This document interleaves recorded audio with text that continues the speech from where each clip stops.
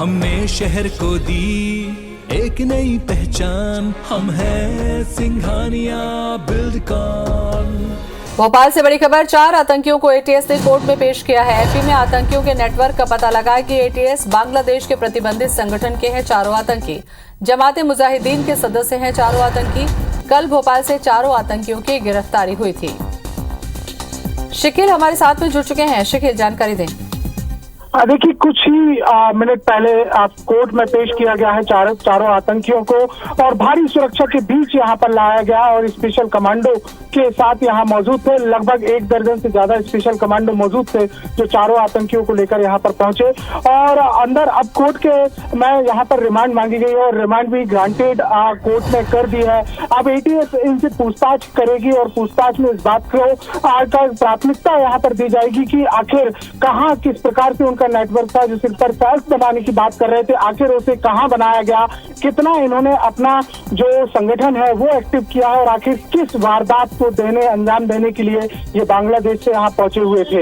इन तमाम बातों को अब एटीएस साफ करेगी। हालांकि अभी फिलहाल मेडिकल टेस्ट के लिए बताया गया है कि इनका मेडिकल टेस्ट होगा। कोर्ट में पेश होने के बाद अब इनका मेडिकल टेस्ट किया जाएगा। सेफ जोन में इनका मेडिकल टेस्ट होना है और उसके बाद जो पूछताछ की कार्रवाइयां हैं वो एटीएस जारी करेगी। हालांकि जिस प्रकार से खबरें मिल रही हैं उसमें साफ तौर पर यह बताया जा रहा है कि एटीएस से यह भी पूछा गया है कोर्ट के द्वारा कि आखिर किन परिस्थितियों में इनको मिला हुआ है, क्या क्या साक्ष्य है, वो साक्ष्य भी दिखाए गए हैं।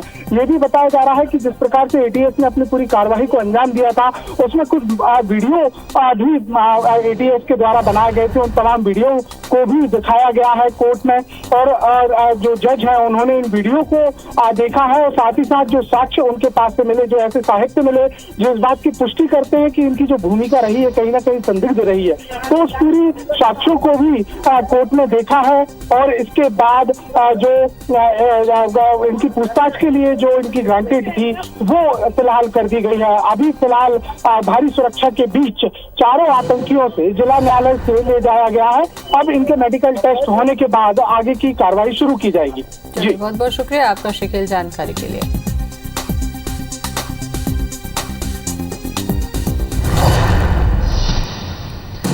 चलिए, इस वक्त की बड़ी खबर आपको भोपाल से बता दें, 4 आतंकियों को एटीएस ने कोर्ट में पेश किया है। मध्य प्रदेश में आतंकियों के नेटवर्क का अब एटीएस पता लगाएगी। बता दें कि बांग्लादेश के प्रतिबंधित संगठन के चारों आतंकी बताए जा रहे हैं। तस्वीरें भी आपके साथ साझा कर रहे हैं। प्रतिबंधित संगठन के चारों ही आतंकी जिन्हें कोर्ट में पेश किया गया है। जमाते मुजाहिदीन के सदस्य बताए जा रहे हैं चारों आतंकी। कल भोपाल से चारों आतंकियों की गिरफ्तारी की गई थी। तो बड़ी खबर इस वक्त भोपाल से सामने आ रही है। तस्वीरें भी आपको दिखा रहे हैं। 4 आतंकियों को एटीएस ने कोर्ट में पेश किया है, जिसकी तस्वीरें भी इस वक्त आप देख रहे हैं। आपको बता दें कि मध्य प्रदेश में आतंकियों के नेटवर्क का अब पता लगाया जाएगा। जिनके संपर्क में आए हैं और किन किन को यहाँ पर संगठन फैलाने का प्रयास किया है, उन सब लोगों की पहचान की जानी है। और वो लोग जो सहारनपुर में इनकी मदद कर रहे थे फर्जी डॉक्यूमेंट बनाने में, उन्होंने डॉक्यूमेंट्स कैसे बनाए, उन्होंने अपने आप को इंडिया में स्टेब्लिश कैसे किया। सहारनपुर बिहार, सहारनपुर उत्तर प्रदेश वाला है। उन्हीं डॉक्यूमेंटों के आधार पर वो एमपी में रह रहे थे। हाँ, अभी ये स्पष्ट नहीं किया सकता कि एमपी में उन्होंने डॉक्यूमेंट्स को यूज़ किया है या नहीं किया है, लेकिन उन्होंने पुलिस से पूछताछ में बताया कि उन्होंने ये बताया कि हमने अपना वोटर कार्ड और आधार कार्ड है वो सहारनपुर से बनवाया है उन दुकानदारों ने। हाँ, उन्होंने जो अपने जो मेमोरेंडम दिया है पुलिस को उसमें बताया कि हम लोगों ने यहाँ निशातपुरा क्षेत्रों में लोगों से संपर्क किया, उन्होंने अपनी पुस्तकें भी दी हैं और उनसे अपना नेटवर्क बनाने का प्रयास भी किया है। तो कॉलेज में पढ़ने का मामला निकलकर सामने आ रहा था, किस कॉलेज से जुड़े हुए थे ऐसा बताया जा रहा था कि अभी इतना स्पष्ट नहीं है क्योंकि पुलिस रिमांड के समय काफ़ी कोर्ट में रहता और बहुत प्राइमा फेसी स्थिति जो थी, जो मेमोरेंडम वाली स्थिति थी वो क्लियर हो पाई है।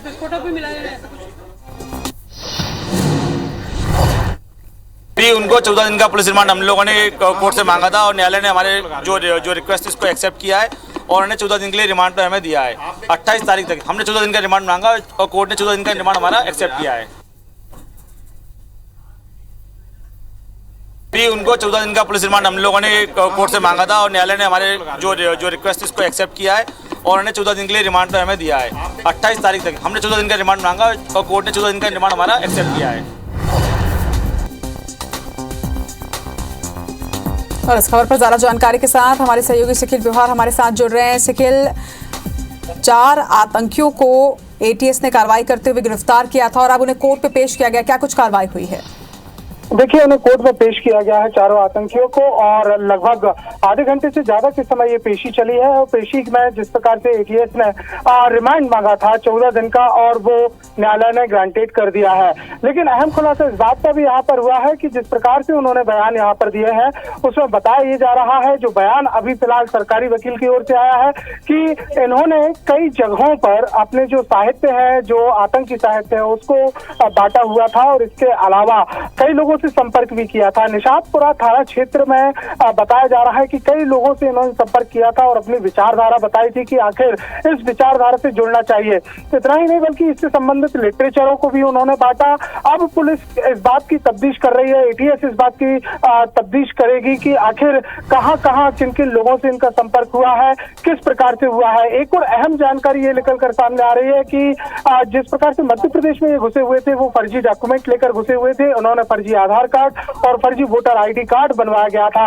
और जिस प्रकार से बयान कोर्ट में दिए हैं आतंकवादियों ने, उसमें साफ तौर पर यही बताया जा रहा है कि ये तमाम जो कागजात थे वो उत्तर प्रदेश के सहारनपुर से बनवाए गए थे और उसके बाद फिर यहाँ पहुंचे। और कमरा जिस प्रकार से उन्होंने यहाँ किराए पर लिया था, ये भी बताया जा रहा है कि स्टूडेंट के बतौर पर किराए पर लिया था कि वो फिलहाल यहाँ पर पढ़ाई करेंगे और तमाम चीजें करेंगे। हालांकि कोर्ट में जिस प्रकार से उनसे सवाल जवाब किए हैं तो बहुत ज्यादा उन्होंने कोऑपरेट जो है वो नहीं किया।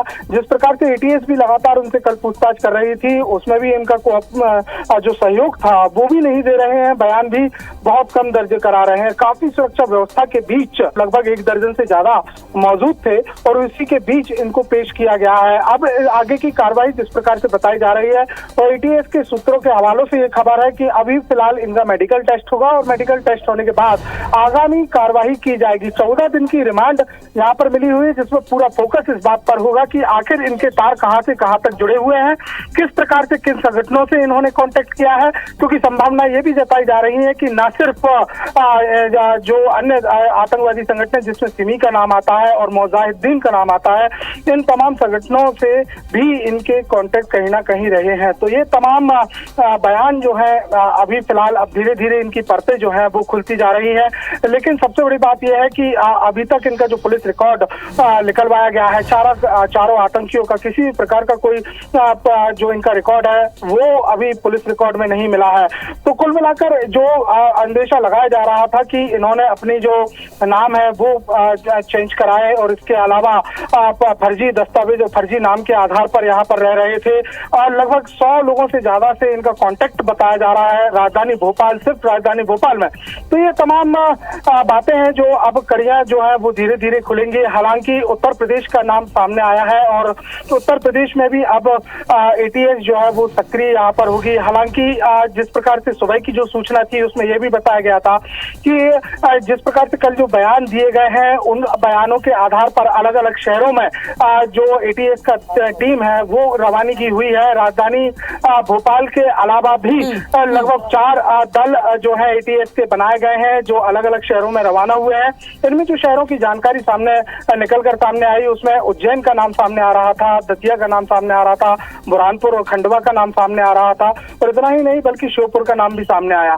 तो ये तमाम ऐसी जगह हैं जहां पर सिमी के पहले से ही गढ़ ये क्षेत्र माने जाते थे। लगभग राजधानी मध्य प्रदेश की बात की जाए तो लगभग 13 ऐसे जिले सूची में शुमार हैं जहां पर सिमी आतंकवादियों का नेटवर्क से संबंधित कार्रवाइयां की गई हैं, वहां से पकड़े गए हैं और तमाम जो उनसे संबंधित जो साहित्य है और दस्तावेज है वो भी पुलिस ने जब्त किए हैं। तो इस बात को भी अभी फिलहाल दरकिरार नहीं किया जा सकता कि सिमी संगठनों के जो सक्रिय हैं जो लोग, उनसे भी इनका कांटेक्ट जो है वो रहा है। फिलहाल पूछताछ जो है लगातार अब 14 दिन तक इनकी जारी रहेगी और पूछताछ लेकिन शकील यहाँ पर एक बड़ा सवाल ये भी उठता है कि ठीक है रिमांड मिल गई है 14 दिनों की और एटीएस पूरी कोशिश करेगी कि जल्द से जल्द ज्यादा से ज्यादा जानकारी इनसे निकल सके, लेकिन क्योंकि जिस तरह की जानकारी सामने आई कि एक लंबे समय से ये मध्य प्रदेश में रह रहे थे, इसके साथ ही किसी बड़ी वारदात को अंजाम देने के भी फिराक में थे, इस बात से इनकार नहीं किया जा सकता कि आने वाले दिनों में एक बड़ा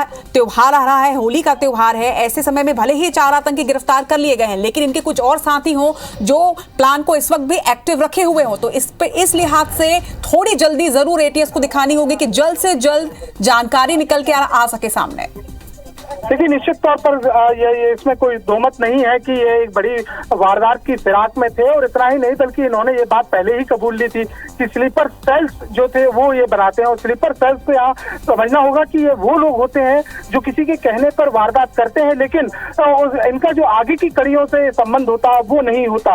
यानी एक विशेष व्यक्ति के कहने पर एक बड़ा कांड कर देना या बड़ी वारदात को अंजाम देना, ये स्लीपर सेल्स का काम होता है। और ये बात इन्होंने पहले से ही स्वीकार की है। कहीं ना कहीं ये तो निश्चित तौर पर जाहिर है कि बड़ी वारदात को अंजाम देने आए थे, काफी समय से थे। लेकिन कहीं ना कहीं मध्य प्रदेश की अगर खुफिया एजेंसियों की बातचीत की जाए या पुलिस महकमे की बातचीत की जाए तो जो स्टेट का इंटेलिजेंस ब्यूरो है वो इस पूरे मामले पर फैल नजर आता है, क्योंकि एटीएस ने पूरी कार्रवाई की है। और बताया ये भी जा रहा है कि जो इनपुट मिला हुआ था एटीएस को, वो पूरा इनपुट पश्चिम बंगाल से जुड़ा हुआ इनपुट है और दूसरा इनपुट जो एटीएस को मिला वो महाराष्ट्र से मिला। तो इन तमाम दो राज्यों से इनपुट मिलने के बाद मध्य प्रदेश के भोपाल यानी राजधानी भोपाल में ही ये आरोपी पकड़े गए। तो कहीं ना कहीं इस बात से इनकार नहीं किया जा सकता कि कोई एक बड़ी फिराक में ये जो आतंकवादी थे वो फिराक में थे और अपना एक नेटवर्क जो है वो लगातार बढ़ा रहे थे। 100 से ज्यादा लोगों के कनेक्शन में आना, कांटेक्ट में आना, उन्हें साहित्य बांटना, महीनों तक उनके संपर्क में रहना। और इतना ही नहीं बल्कि जिस जगह पर वो रहते थे उसमें भी ये बताया गया है कि सिर्फ नमाज पढ़ने के लिए ही वो निकला करते थे। इसके अलावा दूसरी गतिविधियों में इनका कहीं से कहीं तक रुझान नहीं आता था। घर पे ही ये खाते थे और ज्यादातर समय घर में ही बिताते थे और बहुत कम समय के लिए लोगों से मुलाकात करते थे। तो ऐसे कौन कौन से इनके गुर्गे हैं जो इन्होंने एक्टिव किए थे इन तमाम काम करने के लिए, और आखिर कौन सी प्लानिंग थी, फिलहाल इससे पर्दा तभी उठेगा जब एटीएस इन 14 दिनों में सख्ती से अपनी रिमांड लेगी और इसके बाद ये खुलासा होगा कि आखिर जो आतंकवादी पकड़े गए हैं उनके मंसूबे क्या थे। निश्चित तौर पर सिकल इस वक्त दो बड़ी चुनौती, एक तो प्रदेश की सुरक्षा और दूसरा जल्द से जल्द इनसे तमाम जानकारी निकाली जाए। तमाम बातचीत के लिए आपका बहुत बहुत शुक्रिया।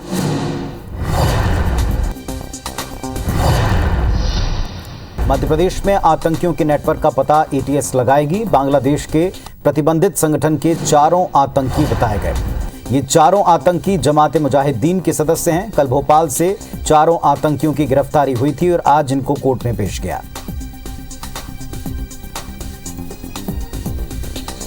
तो बांग्लादेश के प्रतिबंधित 4 आतंकी पकड़े गए हैं, गिरफ्तार हुए हैं और आज कोर्ट में पेश कर दिए गए। जमात मुजाहिदीन के सदस्य हैं ये 4 आतंकी। कल भोपाल से इनकी गिरफ्तारी हुई थी। अब इनका नेटवर्क क्या है उसके बारे में एटीएस पता लगाएगी।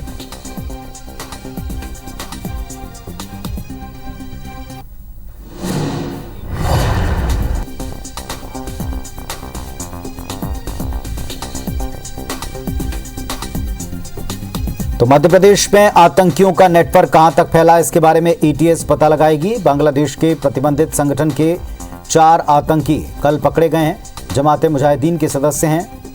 इनकी कल गिरफ्तारी हुई थी भोपाल से और आज इनको कोर्ट में पेश कर दिया है।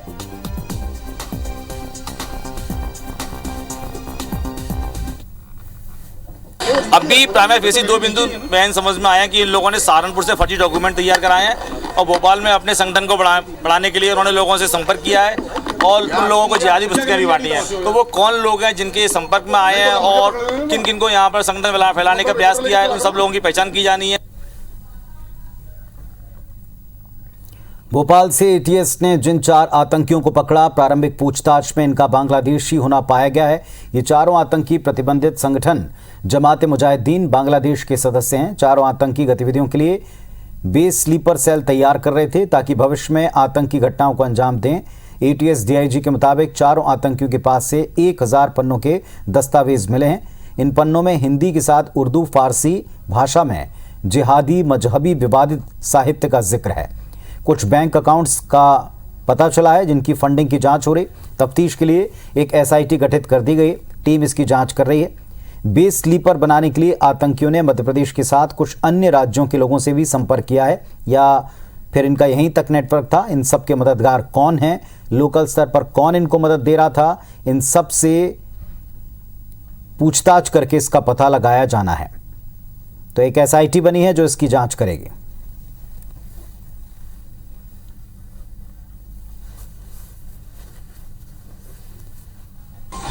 ये 4 लोग पकड़े गए हैं ये जानकारी आपके पास भी आ गई होगी। इनके पास में जिहादी साहित्य मिला है, इलेक्ट्रॉनिक उपकरण मिले हैं, संदिग्ध दस्तावेज मिले हैं जिनकी गंभीरता से जांच की जा रही है। अभी हमने ये तय किया है कि इसके लिए हम SIT भी बना रहे हैं। MP में सभी जगह पर अलर्ट किया हुआ है और इस तरह के जो भी संदिग्ध लोग होंगे उनकी पहचान और पूछताछ और जानकारी एकत्रित करने का सभी थानों को कहा गया है। तो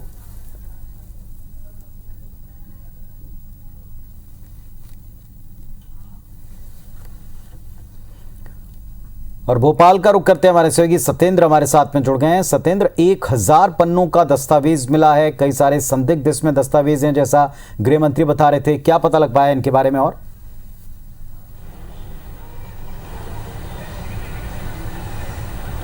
देखिए पुनीत, ATS ने जिन 4 आतंकियों को कल दोपहर ये गिरफ्तार किया था, उसके बाद आज दोपहर इनको कोर्ट में पेश कर दिया। कोर्ट में पेश करने के बाद इनको 14 दिन की पुलिस रिमांड पर लिया है। 28 तारीख तक पुलिस रिमांड पर रहेंगे। लेकिन ATS ने 2 बिंदु जो महत्वपूर्ण बिंदु बताए जा रहे हैं वो मजिस्ट्रेट के सामने पेश किए थे। उन बिंदुओं के आधार पर इन 4 आतंकियों को पुलिस रिमांड पर लिया गया है, जिसमें सबसे पहला खास बिंदु है कि इनके कनेक्शन जो है उत्तर प्रदेश के सहारनपुर जिले से जुड़े हुए हैं। जो सहारनपुर जहाँ से इन्होंने ये फर्जी दस्तावेज बनवाए थे, जिनके आधार पर इन्होंने भोपाल, जो मध्य प्रदेश की राजधानी भोपाल, वहाँ पर पनाह ली थी, उसके आधार पर ही ये भोपाल में ठहरे हुए थे।